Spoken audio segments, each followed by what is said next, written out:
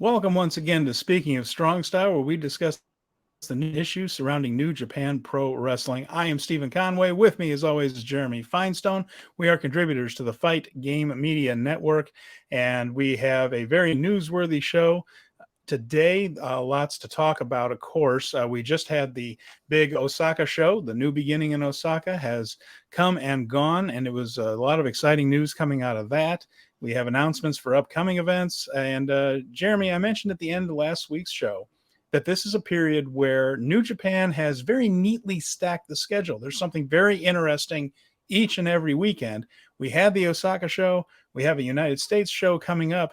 Each one has something a little different to offer, but that Osaka show, I thought the last four matches in particular, very strong stuff and a really enjoyable night of wrestling. What were your thoughts coming out of that one in general before we go over big time? Honestly, if this is the cruising altitude of New Japan's pace this year, we are in great shape because this has just been a lot of fun. We're watching like legitimate matches getting built over 3 or 4 weeks ahead of time. There seems to be long-term plans on top of those short-term plans, and everything just seems to be stacking really, really well right now. There are 3 things in particular that I really love about this week, and it's Battle in the Valley, which I'll be attending live. The New Japan Cup bracket announcement, which we'll get to that. I've told you how excited I am about that. And we have a new natural segue for elements of our show. Every time Strong Style comes out and we talk about their match, we can literally say, speaking of Strong Style. I am so excited.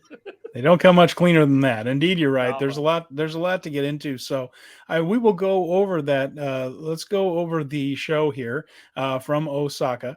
And we're going to get to the New Japan Cup right after that, because what we saw in Osaka leads right into that. So we're going to get into all that pretty early here. Or did you want to do the bracket first? I will leave it up to you. You have control of the con. No, you do the new beginning in Osaka. Let's do it.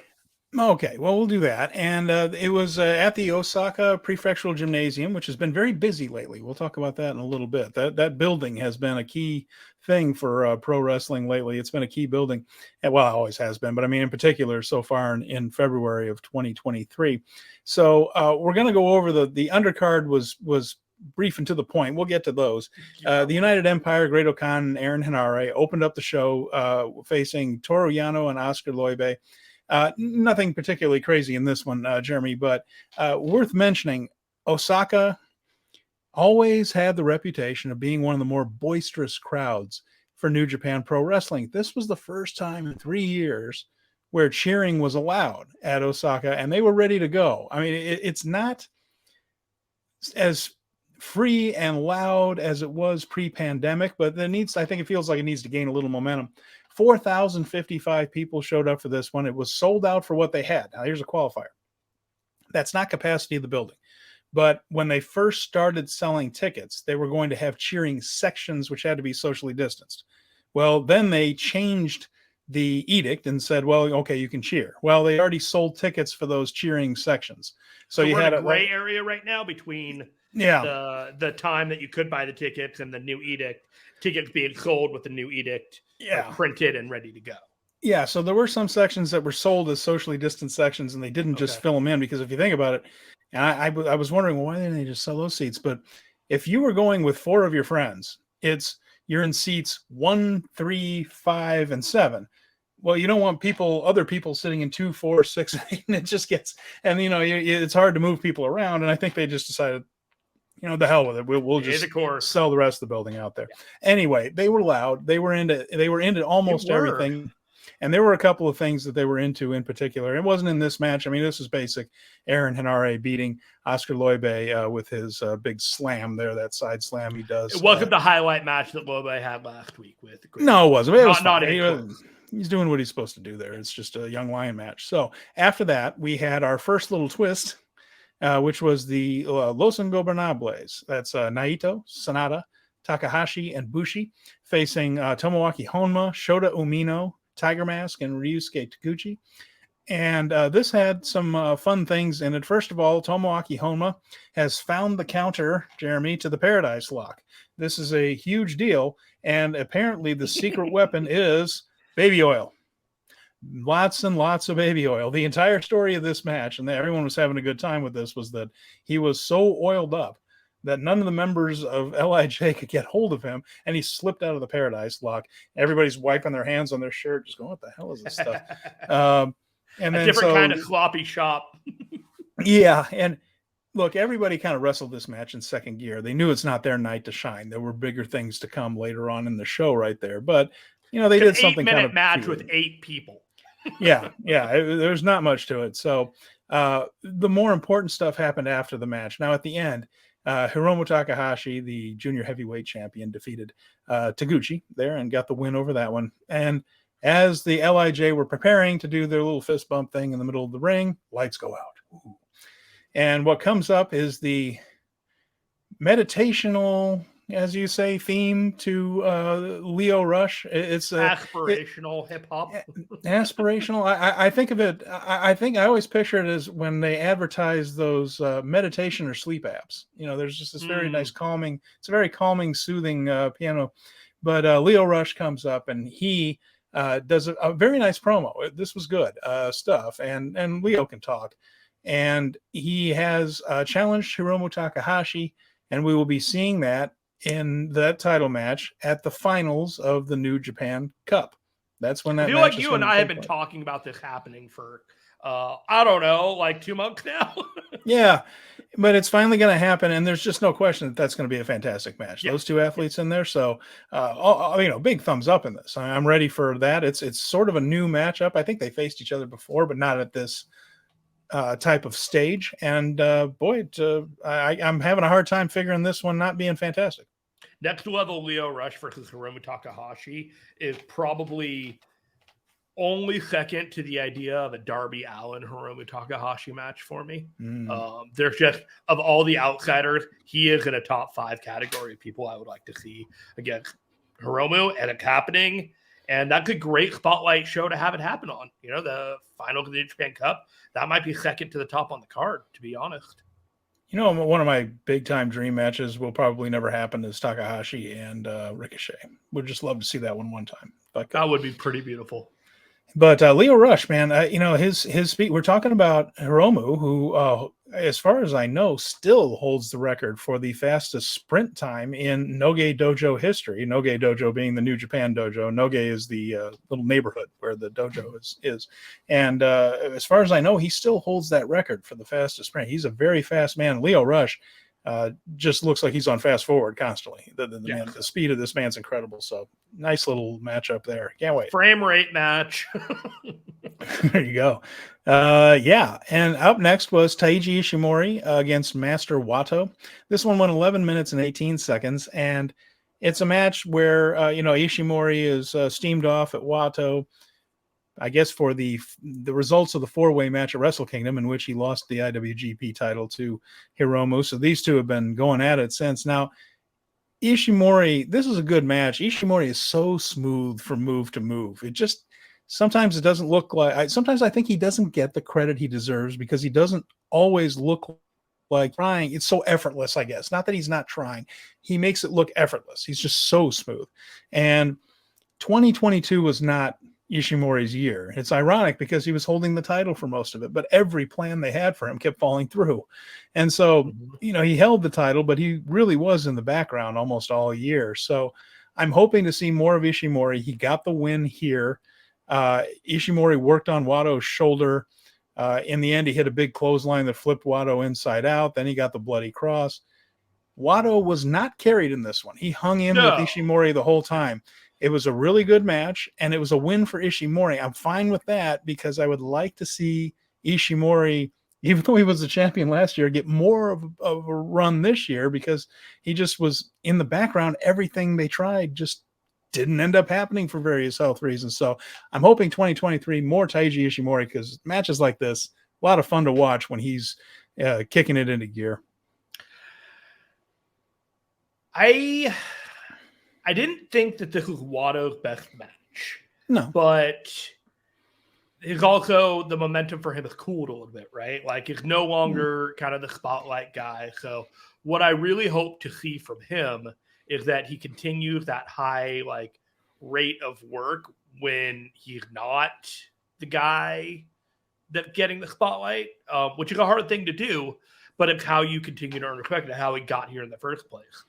And as for Ishimori, man, I blanked on it earlier, but it really is. He's the very definition of underrated.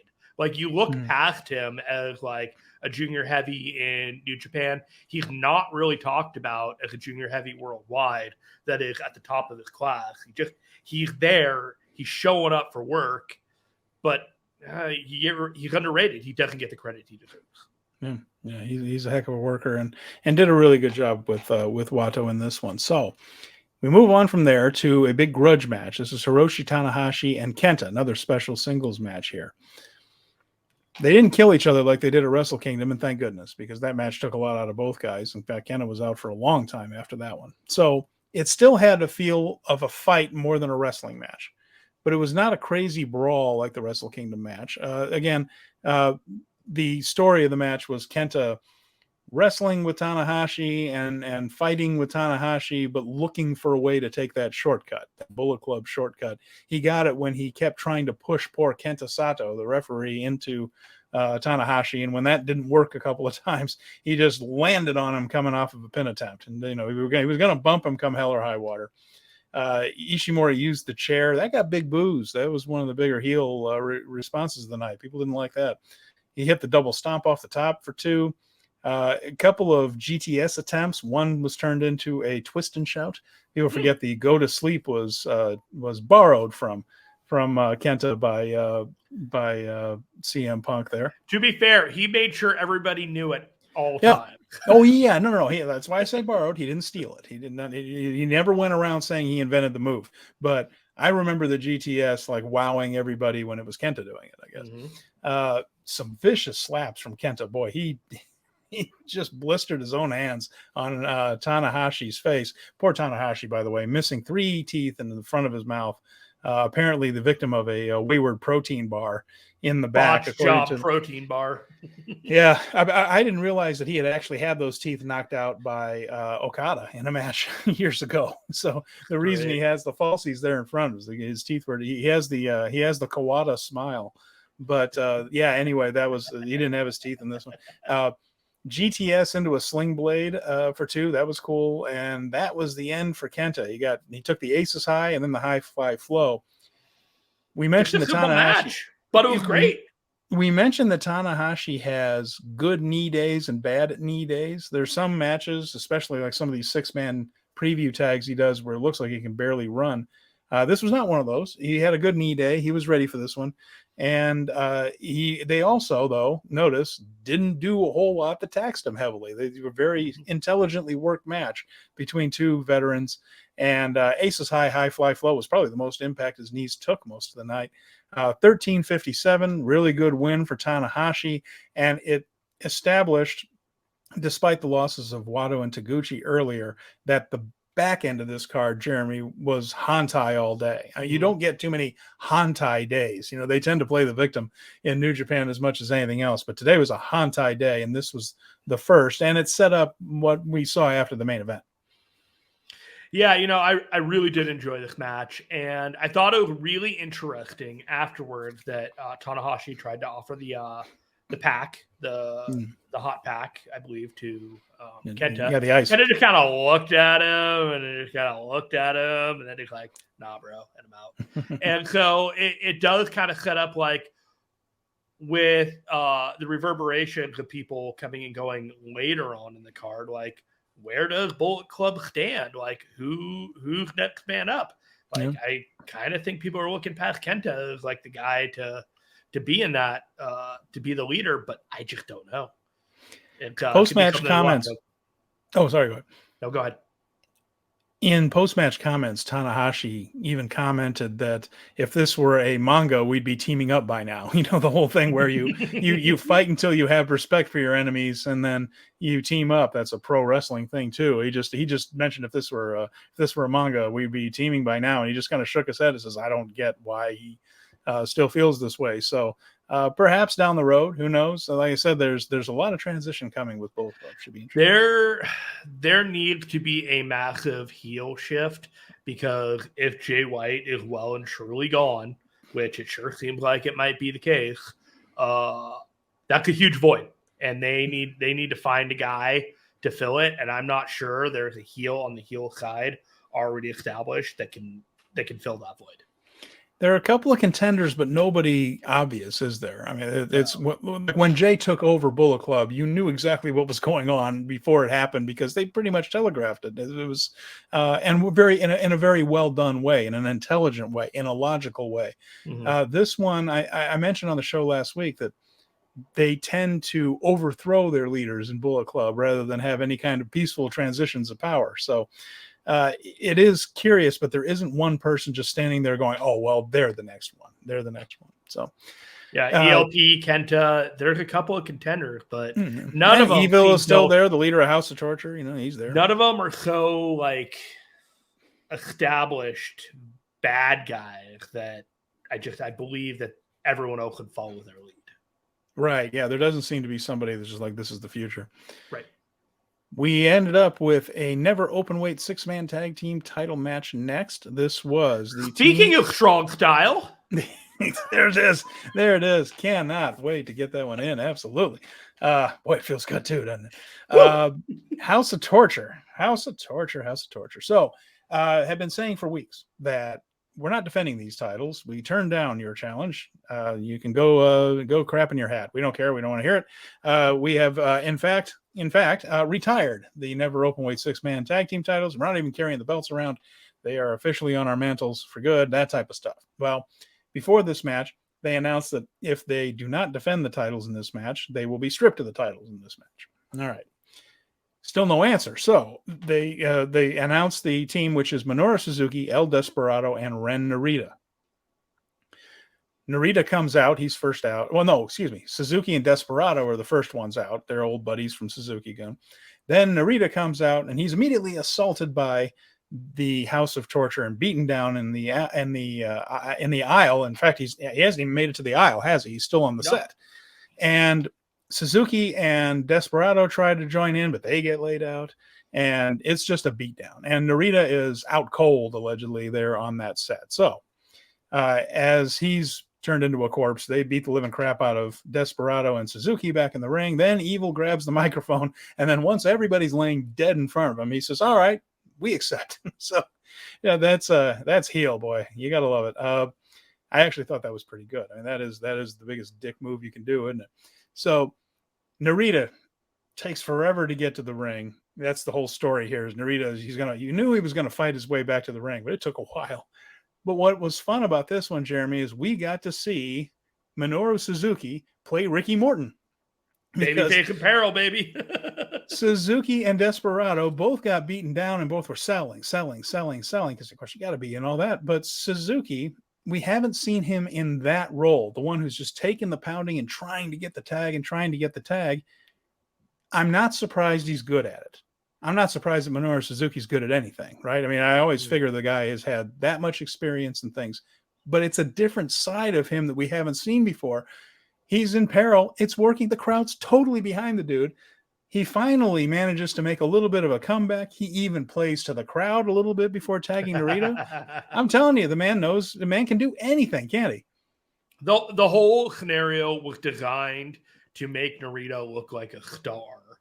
Mm-hmm. And they were confident with this plan. There's no wavering on this. Like, even Narita came off like confident that he was ready for this role. Mm-hmm. So it really does speak to the work of the last 5 months, from the beginning of the TV tournament to that Juice Robinson no DQ match on Strong. All that stuff that they've done to invest in him has paid off. He has looked like a winner, and the audience is treating him like a winner. And this is the first belt that he got. He was positioned as the hero to basically win the belt for them. And you don't see this a lot. You don't see the young guy being the one that brings it home for the team. But when it does happen, it really does work.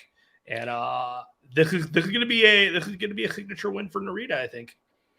This one sang, and the picture that's up on the screen here right now on YouTube. I know the podcast folks can't hear this. They can't see this. They can hear us, I hope, or else there's no point in doing this, is there? But the picture on there is Suzuki pointing toward Narita and playing to the crowd. And I'll tell you, they were into it. That hot tag got a pop. And then once he was in there, of course, it was just, Narita just raining fire down on House of Torture. In the end, he managed to get Yujiro Takahashi in the Cobra Twist. Now, Dick Togo hopped up on the ring apron and distracted the referee. And that caused a little bit of consternation. House of Torture was able to get the advantage back. And my favorite spot in the match, Yujiro Takahashi brings his walking cane in, his big cane there. And he's about to blast Narita with it. He goes to charge, and Suzuki makes the last second save, throwing the big kick into Yujiro's head. So, I mean, the full Ricky Morton treatment here Suzuki's getting. And Narita fights his way out of it. In the end, all three members of the Narita, Desperado, Suzuki team have submission holds on the House of Torture, and Yujiro and Narita were the legal men in the ring. Yujiro taps out. He's exactly the right guy to do the tap, and afterwards, hugs all around for Narita, Suzuki, and Desperado. They played the whole thing up where Narita was suspicious, wasn't sure he wanted to team with Suzuki. He'd taken a lot of abuse from Suzuki as a young lion, didn't particularly care for the guy. Respect is earned. They're the champions. And then afterwards, Suzuki even says, we are happy to have the support of all of you in the crowd. Who is this man? I don't know who he is. He's turning into Dusty Rhodes too now. Has to have the support of the crowd, and they have named their team Strong Style. And he said afterwards he had been searching his whole career, but for his identity, and he says he feels like he was looking for strong style all along, and Ren Narita is the perfect person to bring in. And of course, nobody's more dependable than El Desperado. That's the guys he wants by his side. Just this whole babyface Suzuki, Jeremy, it's doing it for me. Loving it. Keep it up. So when the history books are written on this, is it going to be referred to that Suzuki-gun traditionally split into two other factions, which was TMDK and Strong Style? Is that basically what's going to come out of it? Or are they going to treat it as two different events? Well, don't forget about Just Four Guys, Jeremy. Come on now. Just four guys. So three factions. So there's three factions so far. Yeah, it's a little bit like Uncle but Tupelo. They're all going to split into Wilco, right? and they split into Sun Volt, and then everything kind of went from there. It's yeah. So four people understood that. These are. I got it, but you don't get my comic book references. So I am going to say this is your world, and I'm living in it. But no, it's like we're seeing a lot of faction warfare again, like stables, all building from like the 3 or 4 core. Yeah. And it'll be really interesting to see how they grow, expand, contract, what's going to stick around and what's not. Because so far, I generally think they're doing better with the stable creation. Like Just Four Guys definitely needs an identity, but the other two feel like they're kicking off with a moderate amount of success. I don't think it's a coincidence that Just Four Guys weren't on this show. I think that there is something in mind. Either they're going to join up with somebody, or something is going to be happening with that group. I think they were left off of this one on purpose, just to show that group isn't cohesive yet, or at least isn't coming together as an effective unit yet. I think there's a story there, and I think being left off of this show altogether is part of that. That's just my little tea leaf reading on that one. So next up, we had the loser leaves Japan match. Now, when last you left us a week ago. Oh, I gotta eat this one, don't I? we both do. I was wavering. You were a little bit more confident in this one. It had a couple of feelings about it that just leaned toward Jay White winning this one. So as it went on, I will admit that they worked the match in a way that I was really positive Jay White was going to win it. So, yeah, in the end, I was very surprised. Of course, as you can tell from context, Hikuleo defeated Jay White in 25 minutes and 8 seconds, by far the biggest match of Hikuleo's life, a terrific one. And we talked about how Wato was not carried by Ishimori.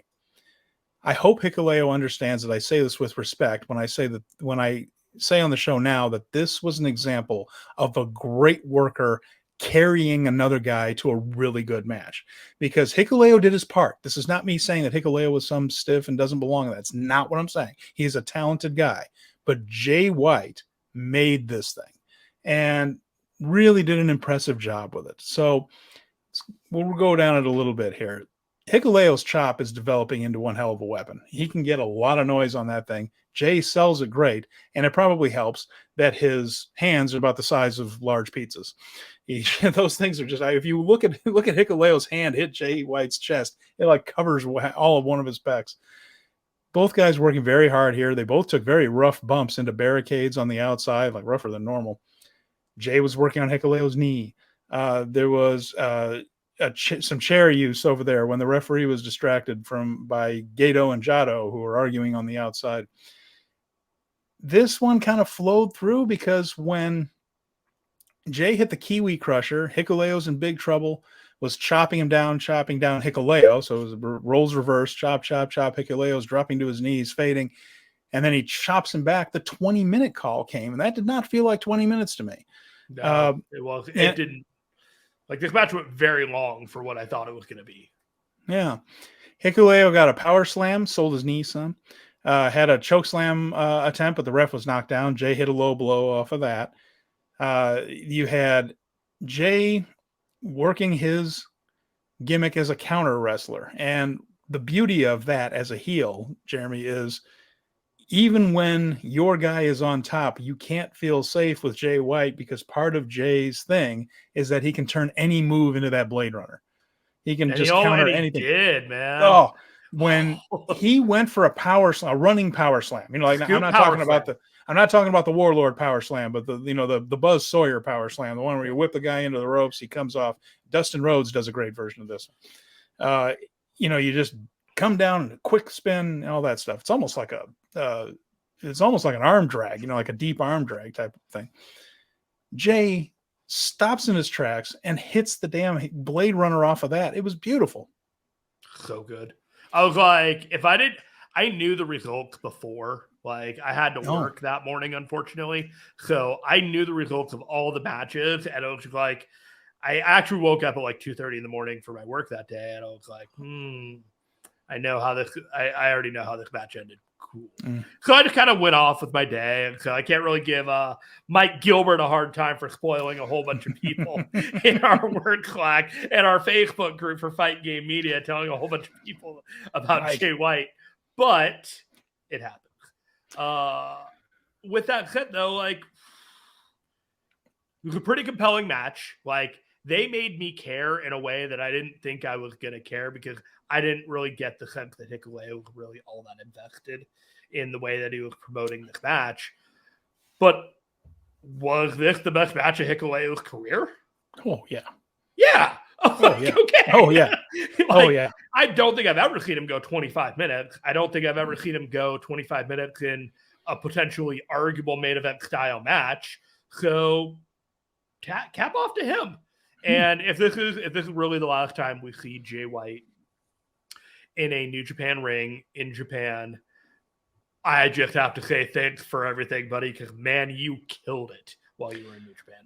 Well, let's talk about how this thing ended, because everything tells a story, right? Everything's part of it. So, by the way, there was a Blade Runner attempt that turned into a choke slam that he threw into a last ride power bomb for a wonderful near fall there that the crowd believed. Like, I think that was the moment that some of the people in Osaka started to think, God dang, he might win this thing. Yeah. And in the end, though, he grabbed Jay for the choke slam. Jay, realizing he was spent, puts up the too sweet symbol, and Hikuleo actually taps him back with it, then choke slams the living hell out of him and pins him. And when that 3 count hit, there was that beautiful sound that you get out of a really good Japanese crowd, that whoa type of, the air sucked out of the room. Oh, God. As a wrestler who works in Japan, there can't be a better sound than that. Can't be.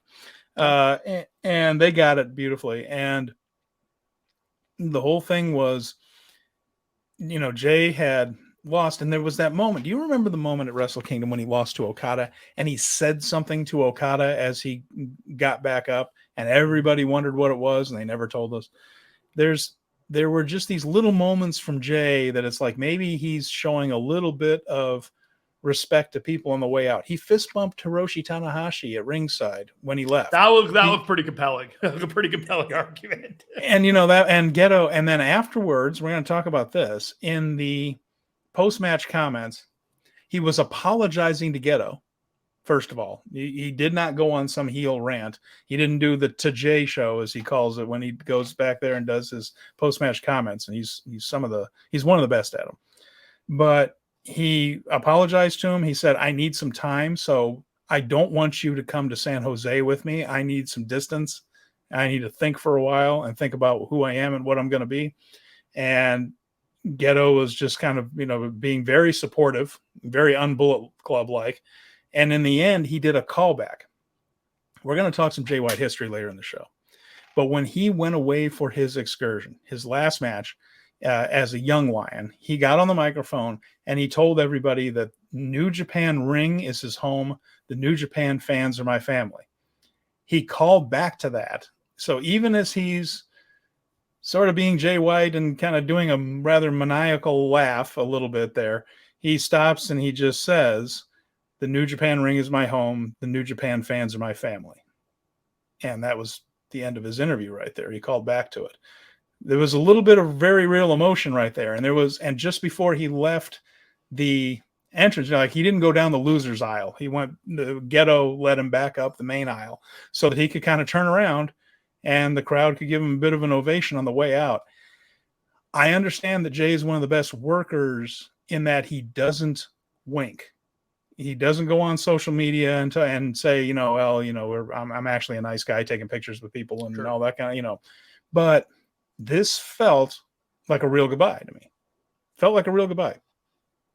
There's definitely more sense of finality to this performative effort by Jay White that I've seen in previous years, in which he would state the same thing: I'm leaving, I'm not coming back, or the US of J and all this stuff.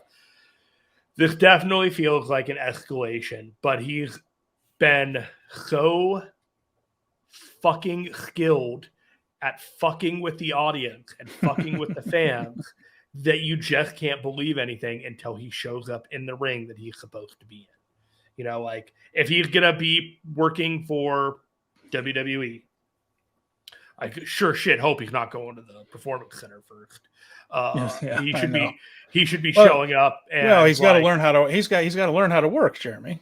Come on. Yeah, After all those years, he's got to learn how to work. If he ends up being Adam Cole's opponent at Revolution, that's a completely different story. Like something like that.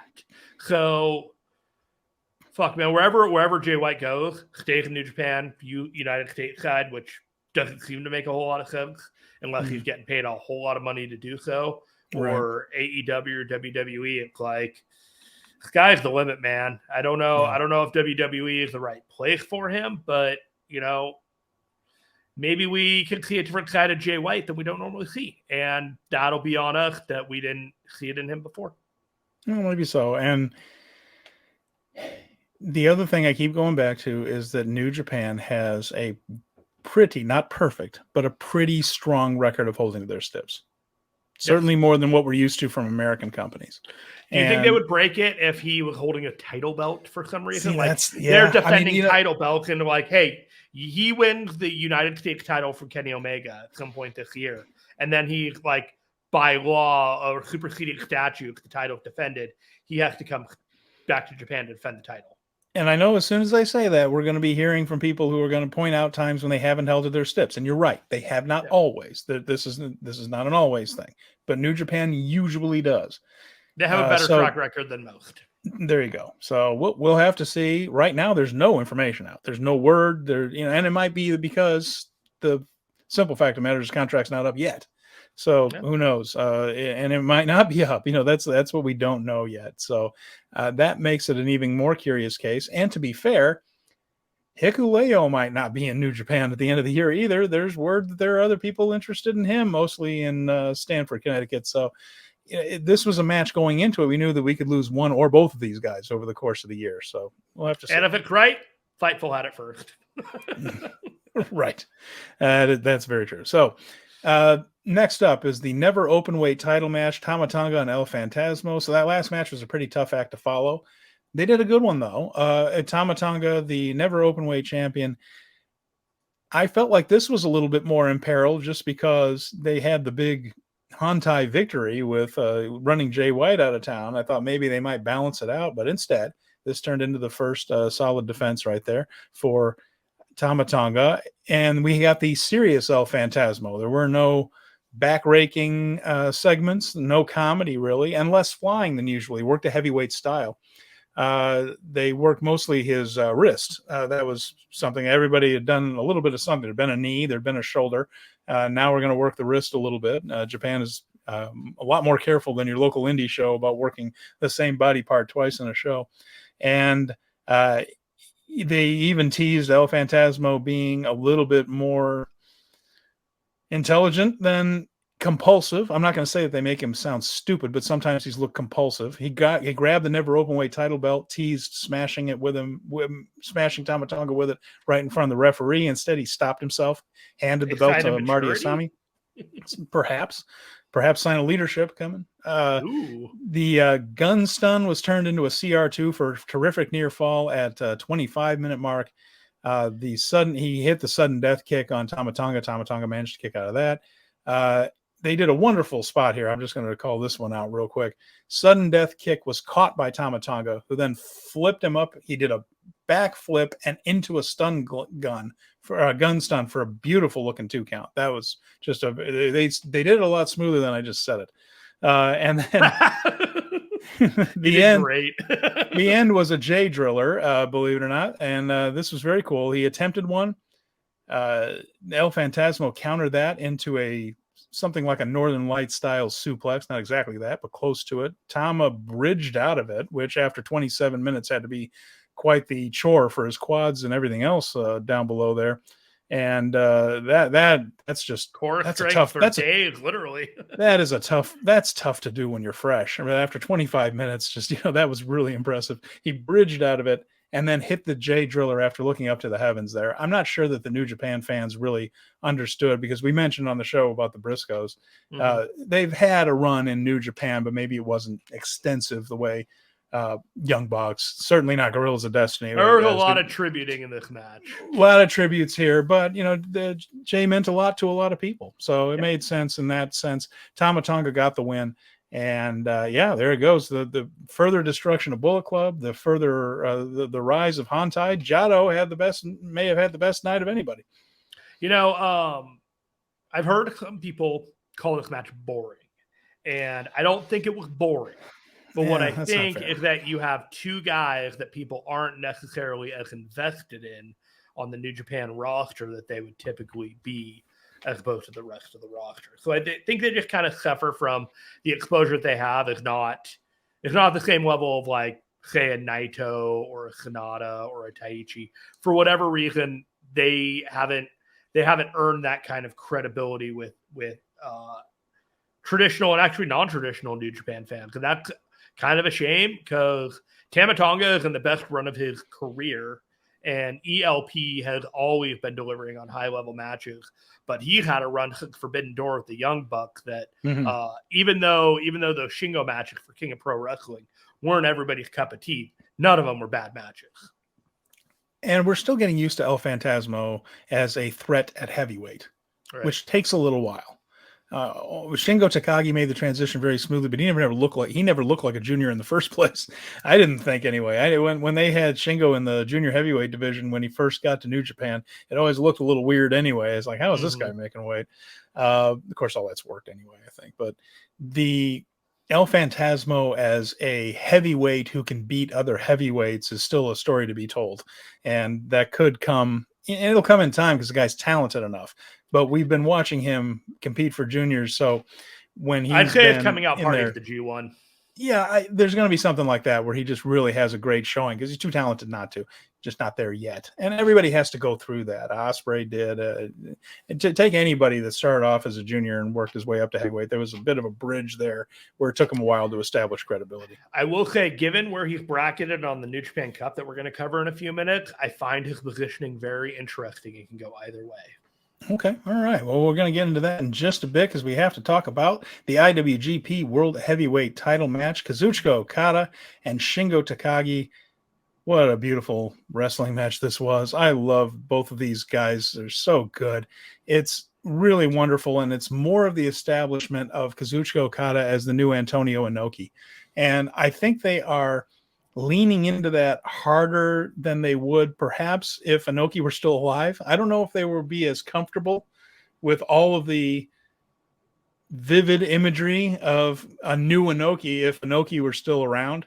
But since his passing, I think they feel a little bit more comfortable really invoking it big time with this. And there was more of that in here. Besides just the buildup of someone who overcomes every obstacle, which is where they've gone with Okada. It's just a matter of now he's starting to work Inoki moves into his match where he hadn't before. It was a terrific match. It was back and forth with no real sustained advantage, but the big move started around 15 minutes, which is interesting because this thing went 32:07. So there was a long period where these guys were trading big moves. We're talking about money clips, flying elbows, tombstone on the floor before 20 in a 32-minute match. And it really picked up at about 25 minutes. There was a big Bushido contest, the whole thing in New Japan where everybody just stops and starts taking turns throwing stiff forearms at one another. That turned into a Made in Japan that looked terrific. Now, Made in Japan is a secondary, so everyone knew that wasn't the finisher, but then he walks right through an Okada clothesline, which doesn't happen very often. No. Hits a Takagi driver 98, a move he doesn't do very often.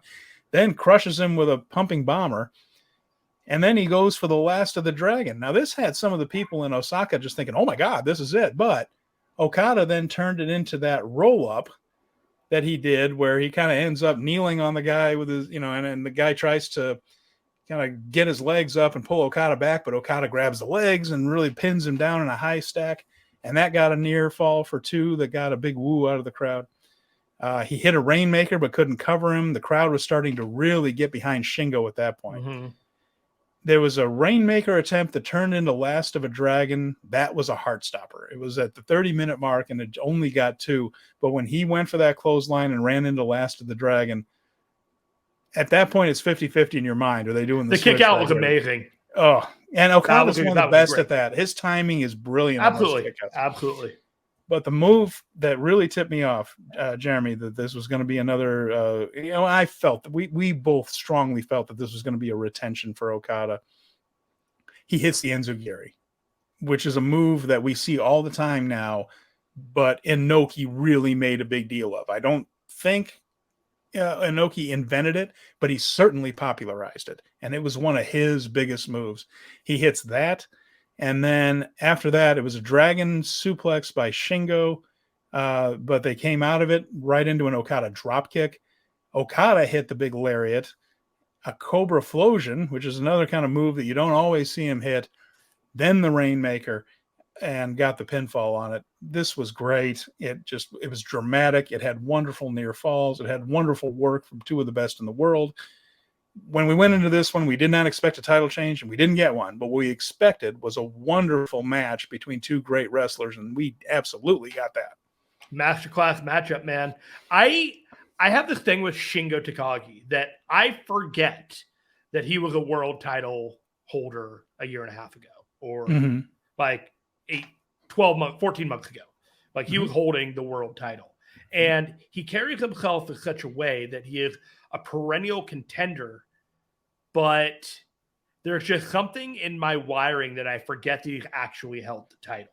So Tokyo Sports MVP as well that year. Yeah, he really picked up the ball when other people couldn't do it for whatever reason, with Will Ospreay. He was basically Will Ospreay's proxy. Whatever story that Will had set up for that year, they just put Shingo in there, and he delivered on every match. He delivered on the notion of I've got to fill in for Will fucking Ospreay, the goat, the Billy Goat. So, it's like when we talk about Taiji Ishimori being underrated, there's an argument that Shingo is still a little bit underrated given how talented he is, who he could hang with in the ring, and the fact that he's got Okada and Naito and a couple other people there that, kind of prevents him from truly getting his due. So let's go over another note there that makes Okada more Inoki-esque. First of all, sportsmanship, which isn't totally unusual for Okada over the last few years, but he said very kind things on the microphone about Shingo on the way out, said, doing this in front of a cheering crowd with you was even better.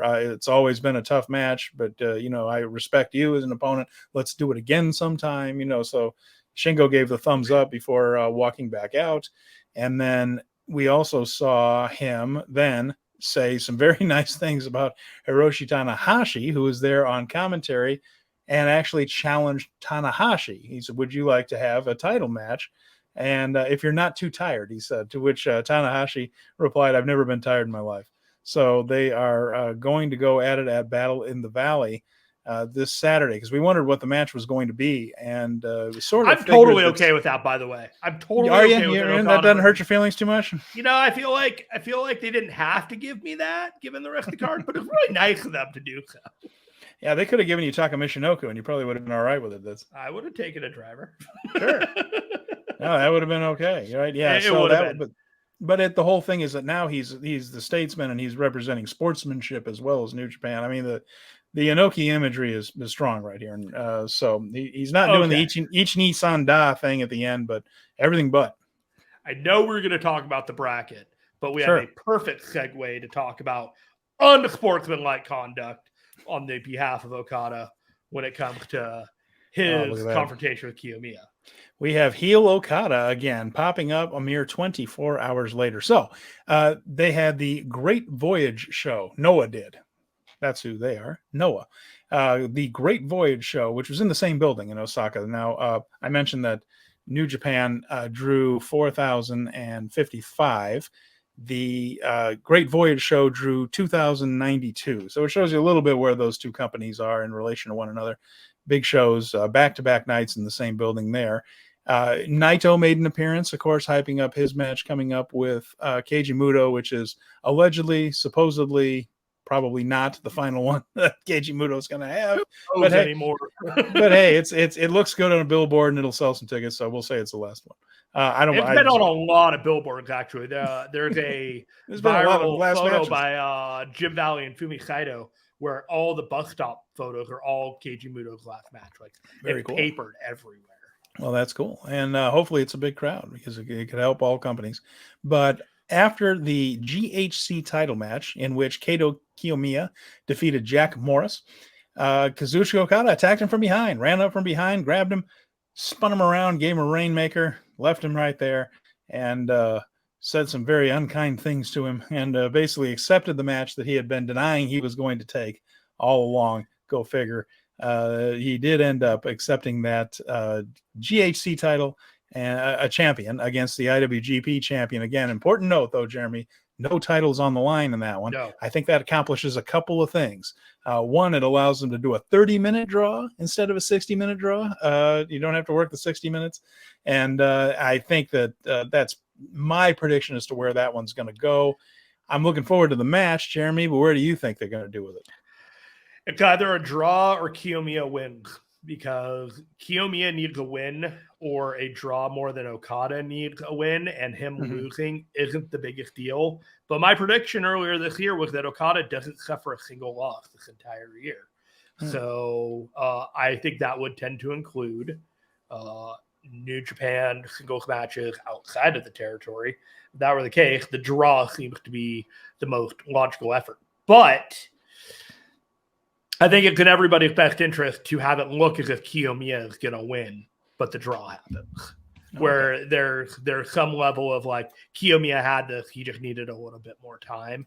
And I think that's the natural impetus of how they should go with it. Whether they do or not, who knows? I'm just a guy in California that's excited to watch the match.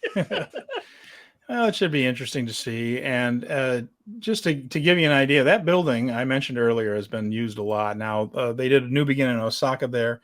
Noah did Great Voyage. Stardom Supreme Fight on February 4th, also in that same building.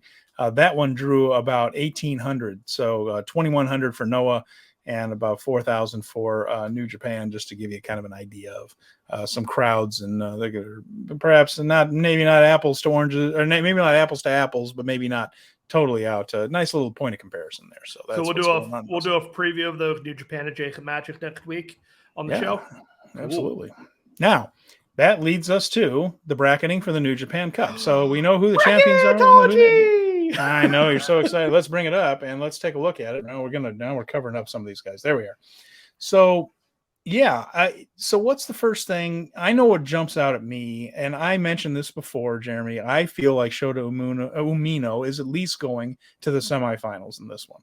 I also feel like Will Ospreay is going to do very well. So for me, that covers the bottom half of the bracket. I see Shota coming out of the bottom right, Will Ospreay coming out of the bottom left, with some interesting matchups along the way. I'm hoping we actually see Mark Davis and Will Ospreay in the second round, just because the New Japan Cup is a rare opportunity, along with G1, for faction mates to wrestle each other when it doesn't have to be one turning on the other. So that's kind of what I see out of the bottom of the bracket. What jumps out of you when you look at that? So El Phantasmo either is going to clear Naito or he's not. But that's the big if on that side of the bracket. I think Naito should be the guy to make it to the bracket ender on that one. If that's the case, do you have Evil screw over Will Ospreay and go in there and be the guy that is the threat? Because at some point, Evil's probably going to have to face Okada. And this could be a good way to do it. The other side has me very, very interested with Yoshihashi, Kyle Fletcher, and Hiroki Goto, which kind of says to me that Aussie Open will be getting some maybe a title shot out of this potentially, and we could keep going forward with their momentum. And Aussie Open is my 2023 team to beat. And I know that they put out that Kyle Fletcher put out that Twitter post about how they don't have any bookings or all that, but man, I don't know about that one. They're too good not to have people talking to them. Shingo Takagi or Tama Tonga. That could be a one or the other because they're both kind of high level title holders in some way, shape, or form. And then I kind of think Zack Sabre Jr. could be, going very, very strong in the other end, given that he was a winner last year and he's a title holder now. So those are both two elements to make me say that Sabre is a good shot.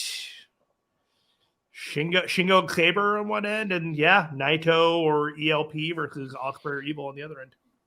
I'm sticking with Umino on that. I still feel like they believe in him big time as a babyface, and they're going to give him a run in this thing.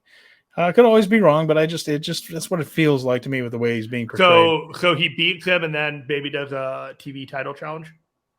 Could be, yeah. I mean, there could be something like that. I mean, that title is supposed to be for younger wrestlers, so that could be something to do with it. Allegedly. I don't know. I just feel like Zach should probably go further in the thing. I'm kind of surprised he doesn't have a bye. Oh, he does have a bye. He does. He's got the bye after the showdown. Yeah, the buys are weird. This feels very random to me, and I mean, it's not random because they have, they know what they want to do with this, but they never really came up with a logical reason why anyone gets a buy. Of all the people, Chase Owens. Love it. Chase Owens, and Kenta, who just lost. Who else has one that's weird? Great Okan, who's at least been winning his matches, but over Young Lions. It's there's not a whole lot of logic to some of these. It is a choice. But you have King of Pro Wrestling and the never openweight champion in the same little section right there with Shingo, Aaron Hanare, and Tama Tonga. So you could get Shingo beating Tama Tonga and then maybe getting a never title shot, which wouldn't hurt my feelings. It could also be Aaron Hanare getting a win over Shingo and going after King of Pro Wrestling. Who knows? I mean, I've been saying that there are options. I'm not advocating either one. And so Ren Narita, what's going to happen with Ren? How far is he going to get in this? He's on the side with Will Ospreay. So one of those two not making the finals. I think that's Evo's receipt for losing the titles. And then we also have Sanada and Taichi in the first round, which is always a subtext. What is going on with Sanada? And is, and Sonata and Naito are in the same part of the bracket. Are they going to run into each other? And it's because part of Sonata's interviews have been that he's a little distraught right now. Is he going to go out early, which is part of that story, or is this the rally? Did Sonata beat Kenta in the TV title tournament? Oh gosh, you're going to ask me that off the top of my head. I'm pretty sure Sonata moved forward and then faced Kenta, and then Ren Narita faced Sonata. So Sonata beat Kenta. I would tend to think Kenta beat Sonata in the return match here. Could very well be. So call back. a lot of interesting possibilities there in this one is all we're saying. But we'll chew on it and talk about it in a week or two when we get closer and everybody kind of reports for duty. There you have it. So, anyway, just a 24-man tournament, which is a strange number, and it's led to some strange bracketology on it too. So we'll be keeping an eye on that as we move forward. So up next, we're going to talk about the next big show, and they're coming fast and furious. There's one on Saturday. It's Battle in the Valley. You are going to be there live. I'm going to be there live. So excited. Let's break down this card here. So a couple of preview matches. You have Alex Coughlin against J.R. Kratos. And then this one here, David Finlay against Bobby Fish. Now, Bobby Fish was just in a boxing match in the Middle East. He's been working for everybody in the world now. It's funny how he is everywhere doing everything, except when he signed to a company. When once he signed, he isn't on TV very much. So maybe this whole thing works out better for him. I don't know, but that's a match there. That's Finlay and Fish. It is a match. I hope that David Finlay wins this match. I don't have much to say to it.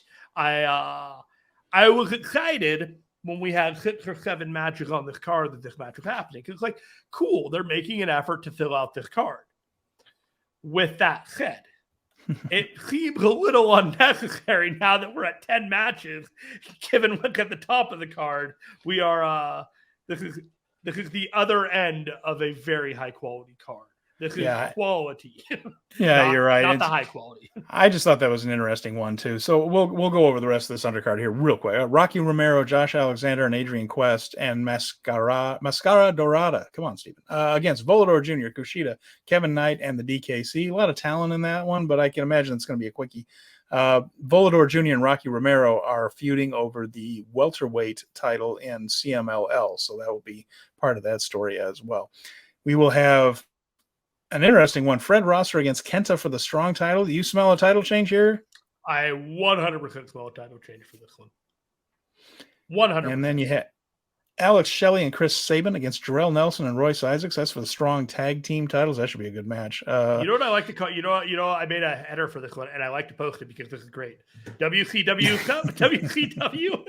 versus MCMG. There you go. So the Motor City Machine Guns, which is one of my favorite tag team names going right now, but these guys are very, very good. So that'll be fun to watch. And then we have what's going to be an interesting one, Eddie Kingston against Jay White. Now, we're going to get a little bit of a hint as to Jay White, perhaps. We'll see his demeanor. We'll see the way he works this one. And, of course, Eddie Kingston was pulled off of shows last week for an injury. So hopefully he's going to be able to work this one effectively. I'm sure he's going to try. I have a hot take for you. Let's hear it. Eddie Kingston will be live on Wrestling Observer Live on Thursday to hype this match. And then Jay White will be live on Wrestling Observer Live on Friday to hype this match. If there is any indication this match is not happening, I do not believe that those interview would be happening. No, I feel like the match is going to happen. I just hope that Eddie is healthy enough to have a good one. I guess is what I'm saying right there. Because I feel like Eddie would go in there no matter what. So whether he's hurt missing a leg and still trying to wrestle the match. Yeah, Eddie's going to work this match. You know, I hope he's able to have a good one if his body allows him. So no ropes, no DQ. Tom Lawler versus Homicide. That's interesting enough. Then we have there it is. What are your thoughts on that one? How would you?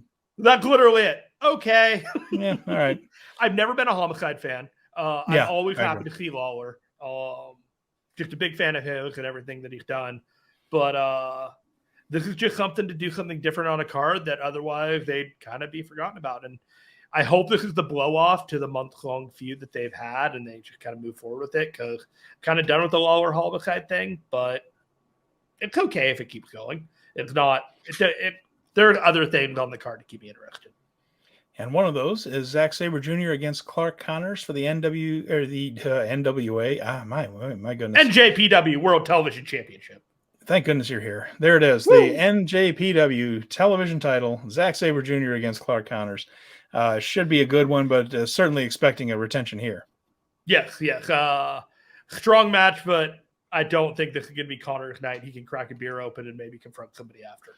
Oh God, I hope he doesn't do that stuff. The Adam Page is already a dollar store Steve Austin. I don't think we need a nickel Crocodile version Clark of that either. Yeah, I don't really think we need more. I can't believe I just came up with Crocodile Clark. But we have a double main event. Ooh. Very intriguing, of course. We've already mentioned Okada versus Tanahashi, and that's the one, Jeremy. I am fascinated by this one. The first New Japan Pro Wrestling match by Mercedes Mone, formerly Sasha Banks, against Kairi. We know what Kairi can do. We know what Mone can do in the ring. Mone hasn't wrestled in quite a while, but I know she's going to be in shape. You know what this is going to mean to her to come out and have a good match. I am fascinated by this one. I can't wait. I have very high expectations for this match. I also think that those expectations will be met. The only thing that is I am fairly certain that there might be like a yip or a hiccup at the very beginning of the match, but after that it'll be smooth sailing.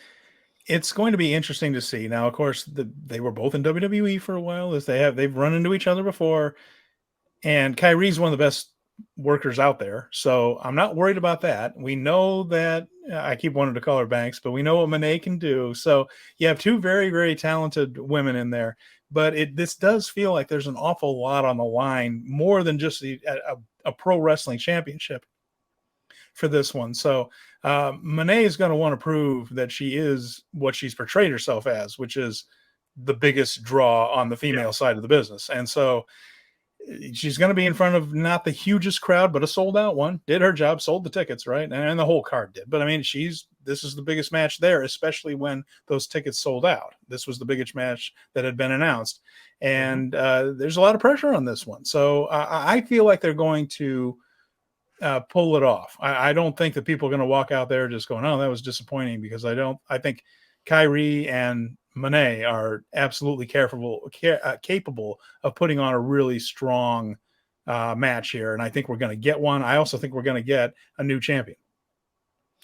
I think we're going to get a new champion. I think this is going to be one of the conversations that people are having on Monday is results of Elimination Chamber and Mercedes Mone's debut.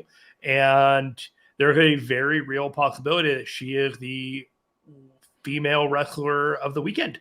That basically that's the conversation is whatever happened with Roman and Sammy and whatever happened with Mercedes Mone. And she's done very well to cultivate an image and then keep very, very quiet until this week in this match. And she started to drop some new social media. But Mercedes Mone, with the ability to plan for a match over the course of 2 months with Kairi, is either the best thing or the worst thing that could possibly happen to her. That's very true. I think we're also going to get the real heelish version of Mone too. Sure. So yeah, and and we go right from that into only a few days later. This is going to be an interesting week for Okada. So he wrestles in Osaka on Saturday. He's going to be the following Saturdays in San Jose, California, so we can get his in and out. That's always important to Okada. If you follow him on social media, local in and out. He's going to be loading up on it. I live in Texas, Jeremy, where everything is Whataburger, but I'm in Austin. So most of the people here aren't from here, and we have a couple of In-N-Outs, and it's a lot better than Whataburger. But don't let anybody in Texas know. Dude, I just found out there's a Shake Shack near my house. And that's good too. Anyway, but yeah, every time Okada is in the United States, he tends to eat it In-N-Out, which I always think is really funny. So does Ishii. Well, Ishii, yeah. Oh, does he really? Is that what it is? He does. He's a huge In-N-Outer. It's really good. Wow. So after that, they're right back into Tokyo because they got to go to the Dome, and they've got big matches there. So you're looking at the Tokyo Dome match on the 21st. It's Naito versus Muto in what is allegedly Keiji Muto's final match. We also have Hiromu Takahashi against Amakusa. So that's a battle of the junior heavyweight champions. It should be phenomenal. there's an undercard match, Gedo and Taiji Ishimori against Nosawa Rangai and Mazada. And then, of course, the big clash, the GHC champion against the IWGP World Heavyweight Champion, Kaito Kiyomiya against Kazuchika Okada. And I'm just going to apologize right now. I have tripped over so many names that I don't normally trip over in this show. And I don't know why. I don't know why. I just have today. So I appreciate everybody's patience at home with my fumbles. Sometimes I have the yips. Sometimes you have the yips. Man, I'm usually a lot better at names than this, but yeah. So Kaito Kiyomiya, Kazuchika Okada, and it's not title versus title, but my prediction on that one still, I'm going with the 30-minute draw on that. But I also agree with you, Jeremy. If there is a finish, it's Kiyomiya who could then challenge for the IWGP title, but then he would lose. And is that a good move for Noah to have your guy just go and challenge and lose? It's messy. I like the draw, but Kiyomiya almost had him kind of approach. I'll tell you what, if this were the 80s or 70s, double count out every time, double count out's coming. We don't have to worry about that anyway, but we might get a really good 30-minute match. All right. So we are going to close off this show with you talking about Jay White's history in New Japan. Yeah, we're going to go on the premise that Jay actually is done, going on the idea that they're going to hold to their stipulation, at least for a while, right? I mean, they're not going to just bring him right back if they do some sort of gimmick to get Jay back in. It's not going to happen immediately, but let's take a look at Jay's career in Japan so far. So Jay White, born in New Zealand, mentioned on a previous show, he actually won a contest. I believe it was either a radio station or a TV station contest. He got to go from New Zealand to California to watch WrestleMania and things. And so he was a wrestling fan, and that was a big moment for him. He actually ended up debuting in pro wrestling for the first match we have on record is for Varsity Pro Wrestling. And then the next day for All-Star Wrestling in England. So it looks like he started his career in England. Now, the records for Varsity Pro and All-Star Wrestling in England at that time, not complete. So the first thing we have a record of him is November 1st, 2013 for Varsity Pro, November 2nd for All-Star Wrestling. And it was one of those things where he wrestled there in these smaller shows there in England. He spent 2014 there before he headed to Japan. He seems to have finished up in England around late October of 2014. And he did not have a listed match in Japan until January of 2015. So November, December might have been when he was getting settled into the dojo, learning the system. And then in January, very late January, in fact, it was January 30th, 2015, the first match in New Japan was a loss in the opener of a card to Alex Shelley at the Road to New Beginning in Toko Orozawa. So the thriving metropolis of Toko Orozawa, the opening match there. In case you're wondering, by the way, I'm always curious about this stuff. The main event of that show was a tag match. It was Hiroshi Tanahashi, Hirooki Goto, Katsuyori Shibata, and Ryusuke Taguchi. They defeated Carl Anderson, Doc Gallows, Tama Tonga, and Kenny Omega. So 2015? In January of 2015. Yeah, that was a little Bullet Club time capsule. A little bit, right? And if you want to know just how much of a young lion Jay was, in 2015, he went 8-96. 8 wins, 96 losses that year. Hadn't quite gotten the counter yet down. Not quite yet. His contemporaries, by the way, in the Young Lion lineup were David Finlay, Yohei Komatsu, who you now know as Yo, and Sho Tanaka, now known as Sho. So Finlay, Sho, and Yo were the other Young Lions that were getting the crap kicked out of them by the veterans that whole most of that year. His first listed New Japan win, September 12th of that year. So we went from January to September, just only ending up on the losing side. And he beat David Finlay in that match. It was a singles match there, another card opener. So 2016 began the build, though. Spent 2015 doing jobs, being a young lion, mostly, especially at the end of the year when Los Ingobernables came up. Then, Naito redefined himself and was a real heel. He would do the thing where he would demand that Jay hold the ropes open for him. When Jay would do so, Naito would kick the ropes and rack Jay's nuts. Poor guy spent a lot of time getting his nuts racked by Tetsuya Naito. So if you want to talk about paying your dues, the man paid his dues. When you talk about Stardust. Wow, man. He's not a father yet either. He's married, but he's not a father yet. If he's not, it's Naito's fault, I tell you. So in 2016, they did begin the build. Now, he was a senior to a new young lion named Hirai Kawato, now known as Master Wado. So he started getting some wins. And he, but for the most part, was still dropping matches, but he would sometimes be on the winning side of a tag match. Sometimes he would beat another young lion in a singles match. That he was at that type of level, sort of where we're seeing Fujita now, I think. So as we get to Dominion, which was June 19th in 2016 at Osaka Joe Hall, he wrestled Hiroshi Tenzan, Satoshi Kojima, and Manabu Nakanishi. That was at Dominion. And they beat White and Finn Juice, Juice Robinson and David Finlay in 7 minutes and 53 seconds. And that was Jay's send-off match. That was when he was going away off to excursion. So that's when he actually did a little promo that said, "This ring is my home. Right. The fans are my family," that he did the callback to. So after that, that was the 19th. On the 25th, he was in Concord, North Carolina for a Ring of Honor TV taping. And do you know who his opponent was at that TV taping? I didn't tell you needed to look it up, so I cheated on this one. Probably not. But how about Kamai Tachi? Do you know who that is? Nope. That would be the excursioning Hiromu Takahashi. Love it. Not back yet. So 2 ships passing in the night. Hiromu was not far away from going back to Japan, but Jay was just beginning his excursion. 2 highly developed excursion talents. I'm sure Ring of Honor didn't mind having that match on there. Not at all. And then you think about it, like Sho and Yo weren't too far behind into Ring of Honor as the Tempura Boys. And, you know, their batting average is insane with these guys. So it really impressive. And, of course, David Finlay, who's a terrific worker. So he worked some in England as well, but his consistent losing days were over with because Ring of Honor protected him a lot. He wasn't undefeated in Ring of Honor, but he didn't lose a whole lot. And in 2017, this guy worked everywhere. He was Ring of Honor, PWG, House of Glory, IWC, Rev Pro, Smash Wrestling, Wrestle Circus, right here in Austin, Texas.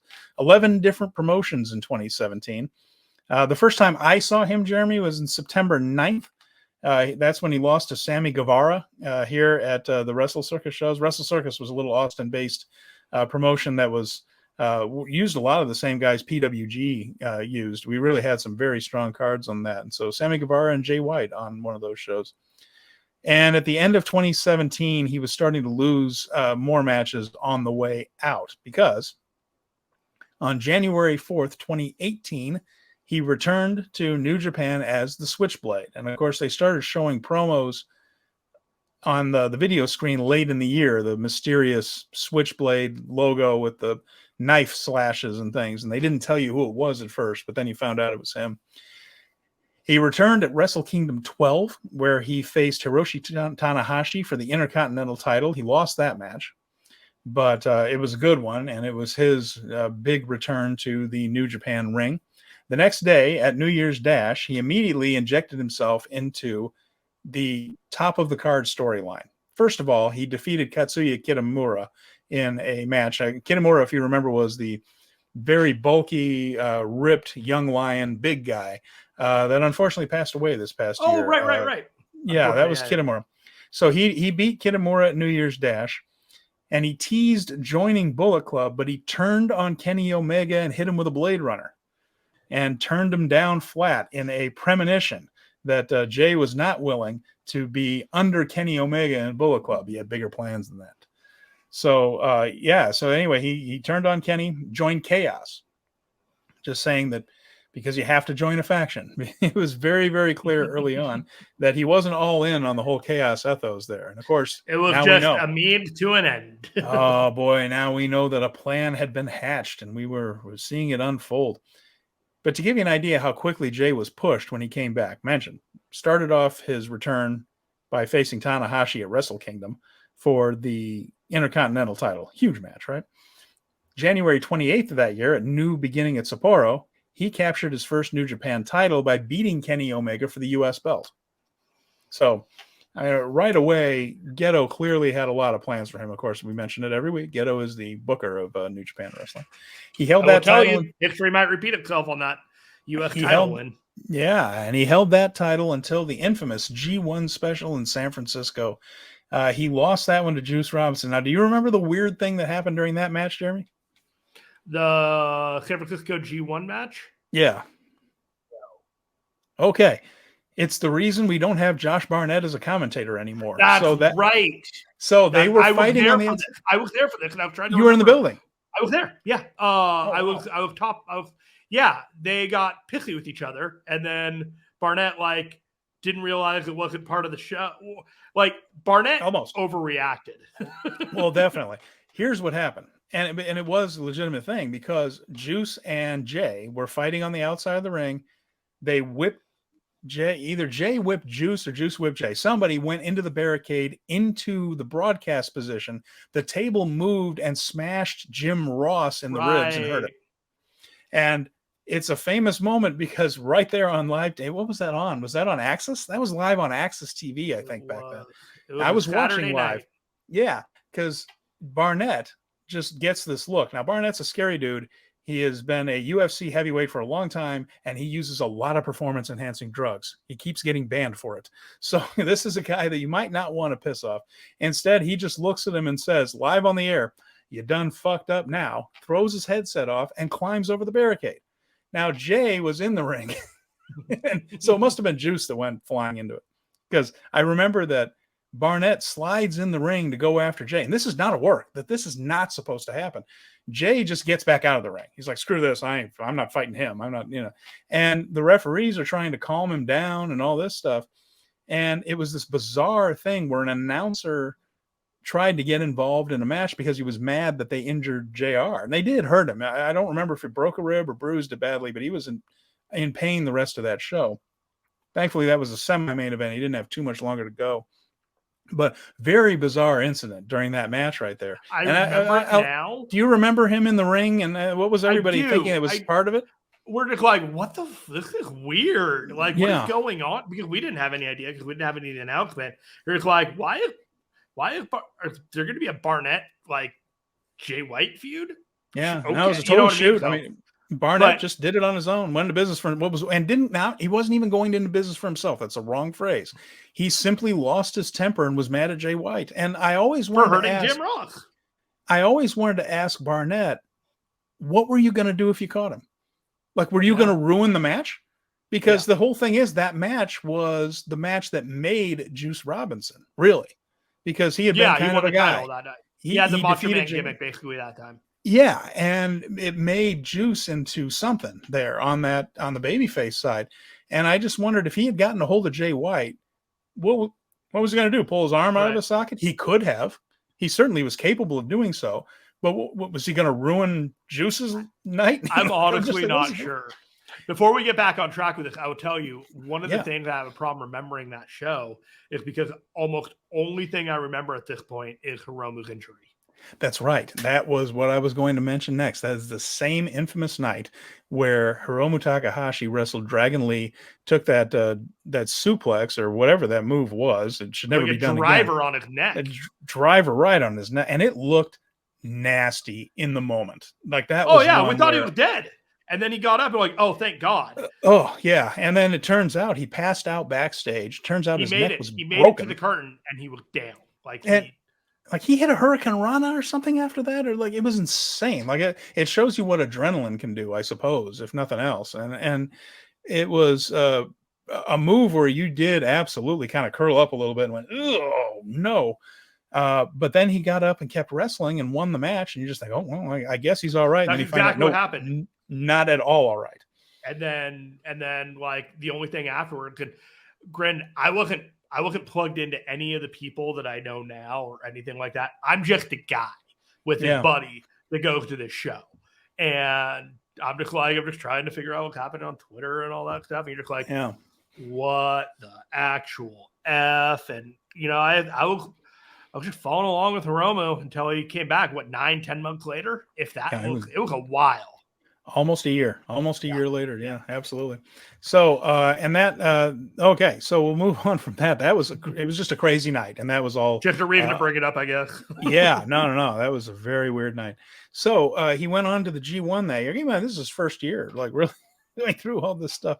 2017 here, 2018 rather, he beat both Tanahashi and Okada in the G1 that year. So Tanahashi ended up winning the tournament. And he went on to win the IWGP title. But before this, the tipping point took place. And that is when Tanahashi defended the briefcase. That was a thing that they did once in a while, and he did it where he defended that briefcase against Kazuchika Okada at Destruction in Kobe on September 28th, 2018. And that was the night where, after the match, Tanahashi managed to defeat Okada. Jay White came out and demolished Tanahashi after the match. Then he started beating on Okada. Here's the match, right? Here's the moment. Well, that's when Gedo ran out, and everybody was wondering, Gedo, he's going to save his man Okada. He's been Okada's manager for a long time, but no, he hits Okada with a chair, and we find out that it's been the Bullet Club all along, and the Gedo and Jay White were now members of the Bullet Club. So that was that. And Okada had been turned on and demolished, and that was the beginning of Jay White and Gedo taking control of Bullet Club.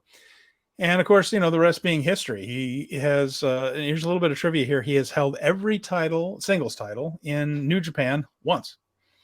So the U.S. title went from Kenny Omega to Juice Robinson. We talked about that. The Intercontinental title, he defeated Naito at Destruction in Kobe. Destruction in Kobe being a pretty good place for him. But then he lost it back to Naito at Wrestle Kingdom 14. The Never Openweight title, he won it May 3rd at Duntaku from Hiroshi Tanahashi, then lost it to Ishii at Battle in the Valley 2021, just a couple years ago. The big IWGP title, we talked about that one. He defeated Hiroshi Tanahashi for that one, and he lost it to Okada at the big Madison Square Garden show, where they were ostensibly Ring of Honor and New Japan combined to sell out Madison Square Garden. I know I didn't care about any of the Ring of Honor matches on that one. That the Okada and I guess it was a Cobb and Will Ospreay, and so some of those New Japan matches sold out Madison Square Garden with some Ring of Honor guys on the show. I look at that one too. You at the Garden? I was at the Garden. You've been to Madison Square, you bastard. I've never been to Madison Square Garden. I saw Jay White versus Okada at the Garden that year. Oh my goodness. I did get to see, I got to throw something out here. I'm getting steamrolled. I saw Okada and Tanahashi at the New Japan night one of the G1 in Dallas. I got there. Nice. Getting left accredited fan. I was gonna have to start bringing out my old WrestleMania appearances there. Oh man, sorry. I was like, I've been there too. I was like, I'm on this show too. Oh my god, I'm getting mowed. There's a reason I do a New Japan podcast. Yes, it is. Yes, there is. Your bona fides are right there. So I bet I was there. Finally, the World Heavyweight title, technically a separate title from the IWGP title. The World Heavyweight title, June 12th, 2022, of course, at Dominion, he defeated Okada, and then he lost it back to Okada at Wrestle Kingdom 17. So as Jay White departs, he is a Grand Slam champion and a guy that has had some of the best matches in company history. In all that, we didn't even mention that masterful match against Kota Ibushi at Wrestle Kingdom. And quite frankly, Jay White might be the best big match wrestler out there, and certainly, in my opinion, the best at putting over a babyface in a big match. You think about his losses to Okada, his loss to Ibushi, some of his other high-profile ones. This one here to Hikuleo was a great example of carrying a guy. But when he's in with a guy that doesn't need to be carried, he has had some of the best matches of the last several years in New Japan wrestling, because he is such a wonderful jerk heel. There's no ambiguity with him. You just want to see the guy lose. And he doesn't very often, but when he gives it to you, it's a fantastic match and a fantastic moment. And he has absolutely helped Ibushi, Okada, Tanahashi late in his career. Of course, all those guys were over and would have gotten over anyway. But Jay brought them to peaks that not very many could. And Jay, whatever happens with you, I would love to see you back in New Japan ring. I would love for them to figure out a way to get you back in. If not, best of luck to you in whatever you do. And man, I'm going to enjoy seeing where it all goes. But Jay White, whatever big promotion he's in, he is a main event act on day one. Otherwise, you have missed the point. Yeah. And that's really the thing. Like you said, if they send him to NXT, if they put him in something silly with Danhausen, I riot. That's all. That's not the point of Jay White. Like Jay White is supposed to scare you and be like, day one, this guy is a threat to your livelihood. Yeah, just the deviousness, and he's not the largest, and he's not he's not the strongest, he's not even the most brutal, but he's just he's the most, he is the most devious. And when that is done correctly, you can overcome any type of babyface with that, can't you? So that's he's not the best in all attributes, but he's the best overall attribute. There you have it, right there. And I personally feel, with all due respect to MJF, who's brilliant, I bet he's the best heel in the business. So agreed. I'm not. So there I'm you not go. big on the MJF heel shtick, but that's just me. Fair enough. All right. But so what else we got? Anything? No, I think that's it. I mean, we talked about it. We're going to get into the Battle in the Valley next week. We're going to go over those. I'll bring pictures. I'll bring video. Yeah. It'll be mine. I can use first-hand accounts. First-hand account. Not too many shows have first-hand accounts. Some of them will, to be fair, but this one certainly will. And we're going to bring you some insight that you're not going to get too many places. And Jeremy's very excited about this one, and I'm excited for him. I'm glad you're going. am walking over. I am walking from my house. That's crazy. 0.6 miles. Don't do nice. Very nice. Yeah, that'll give you a nice little radius if you want to stalk Jeremy. There you have it. So draw the circle. What's your website again? Ringsidereplay.com is my history website. At Stephen Conway 88 is my Twitter. You can find me at Jer Finestone on Twitter. Also, Parallel Worlds Nerd Podcast. We're gonna have an Ant-Man review next week. Look for it on Fight Game Media. So you can look for us next week wherever you get your podcasts. You can look for us here on the YouTube channel for Fight Game Media, and we'll be back with more coverage of the news, issues, and events surrounding New Japan Pro Wrestling. For Jeremy Finestone, I'm Stephen Conway. Thanks for watching Speaking of Strong Style. We will see you all very soon. Okay, goodbye, Cole. Bye, Cole.